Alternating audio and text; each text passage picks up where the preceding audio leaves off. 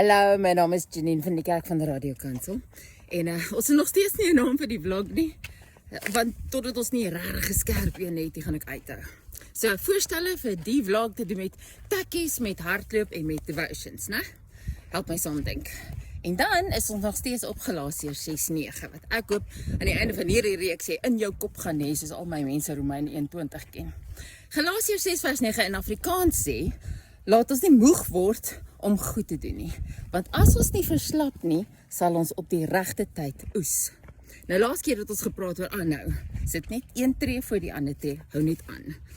Vandag gaan oor klein treetjies. So Saterdag, toe ek nou wou gaan hardloop, toe is dit so winderig, ek het amper uitgechicken, maar toe het my man gaan hardloop. En as hy gaan hardloop, dan kan ek ons nou nie agterbly nie. Sal met die tweeling. Die een wou nie, en die een wat wou die ander is saamgesleep. So, saam, nooit alleen nie. En dan, ek weet nie of jy weet nie, maar hardlopers hardloop nie die hele tyd nie. Hardlopers stap baie, want solank jy vorentoe vorder, is jy besig om vorentoe te vorder. So, Galasiërs 6:9, laat ons dan nie moeg word om goed te doen nie. Jy hoef nie vinnige lang tree te neem nie. Klein treetjies, staptreetjies, is heeltemal alright.